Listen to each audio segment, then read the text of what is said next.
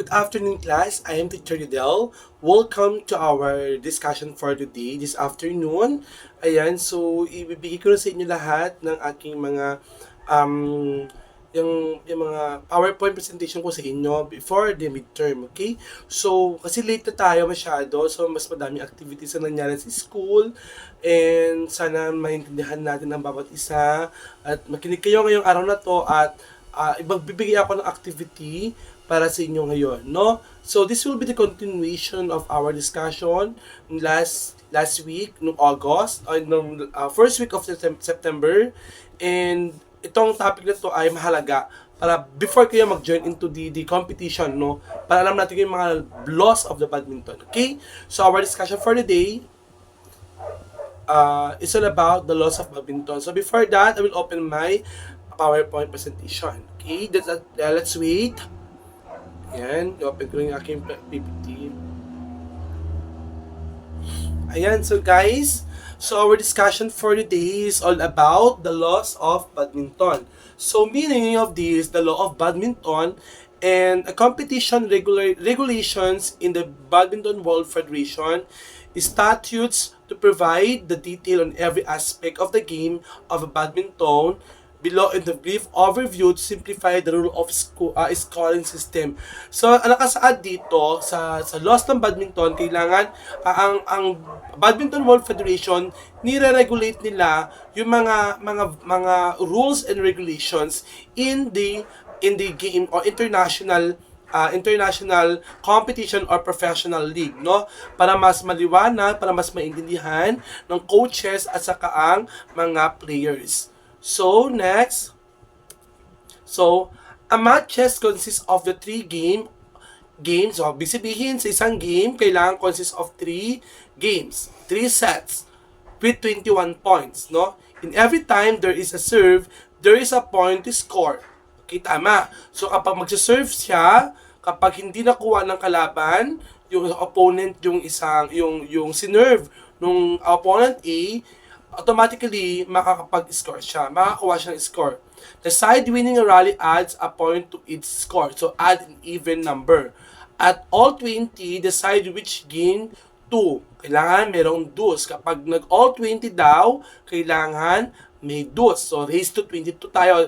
Since the 21 po dapat kailangan, so kung nag-dus ng all 20, kailangan natin ay magkaroon tayo ng dus. Okay, pag all 29, the side scoring to 30 point, which that game, the side winning game serve first in the next game. Interval or change end. Okay, ibig sabihin, kapag all 29 na, hindi na kailangan mag-extend pa ng 31, 32, 33, 34, kundi hanggang 30 na lang siya. After the 30, who declared as a winner in that set, kailangan magkaroon ng change end. Okay? When the leading scores reaching 11 points, players have 60 seconds interval. So, kapag kung sino sa inyo ang naka-lead ng 11 points, to reach the 11 points, kailangan meron tayong 60 seconds interval. Okay? A 2 minutes interval between each game is allowed the third game player which ends when leading score reaching in 11 points. Okay, let's go with singles. A single play at the beginning of the game, pag all play, all zero, when the server's score is even the server serves from the right service court. When the server scores in odd, the server serves from left service court. Ibig sabihin kapag odd number, kailangan mag-start saan? The serves must be placed in the left side. Sa left side, unang magsuserve, hindi right side kapag odd number. So, to against the alternative service court, dapat kailangan ang receiver is ma-receive na yung shuttlecock into that a certain left position. Okay, if the receiver wins a rally, the receiver score a point and become the new server. Okay, kapag daw ang receiver ay nanalo, magkakaroon ng panibagong server. Okay? Kapag kunya example, ako ay sa left side ako nag-serve, ako yung magse-serve. Error ko. Big sabihin, doon sa kabilang opponent na yon ay, imagine that should be the right side. Okay, left tapos right. Okay, so serve ko from the right, automatically, winner si right. So, big sabihin, ang first service ay sino? Yung 1. Okay, yung 1 na odd number. The new server, the serve from the appropriate service court, left is the score is odd. The right is even. Okay, so ibig sabihin, kung si right ay even, si left naman ay odd. So, ibig sabihin, ang mag-serve ay sino? Kung si-serve ko kay right, dapat si odd number yung mag-i-score. Okay? Next, doubles. A side has only one set. The serves passes consecutively to the player, as shown as a diagram at the beginning of the game and when the score is even. The server serves from the right service court when it adds, and the server serves from the left court. Okay, example, if the double. Okay, I'm going to want to first to serve from the odd numbers. Okay, so serve ko from the left, from the even. Tapos kapag nanalo ako, exchange kami, pupunta naman ako sa even side. Okay? Did you understand? Did you understand, class? Alright, very good. Okay, so if the serving side wins a rally, the serving side score a point, and the same server serves again.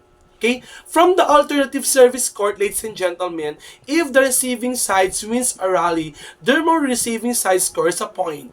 Okay, always remember, ladies and gentlemen, the receiving sides become the new serving side. Okay, no matter what happened, that serve. If the server serve from the left, automatically fall. Okay?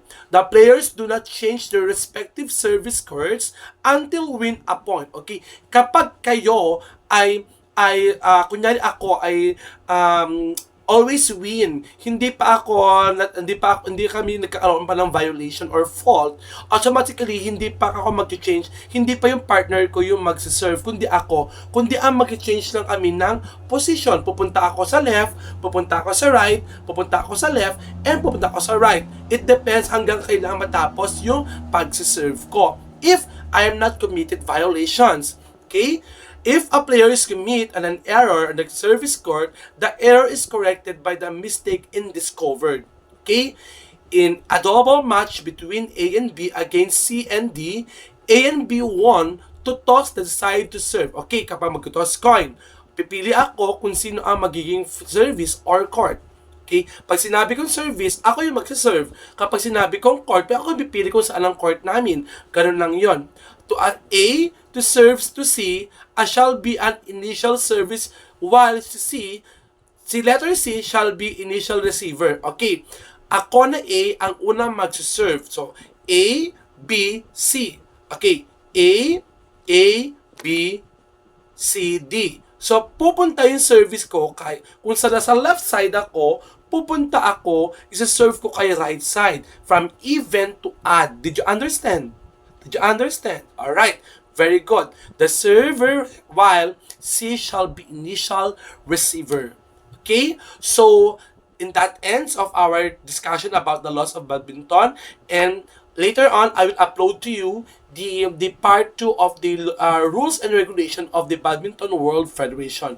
Your activity would be is essay, chat your short answers in the comment below, and send the soft copy via messengers, put into file para hindi makopya ng mga classmates nyo. Did you understand?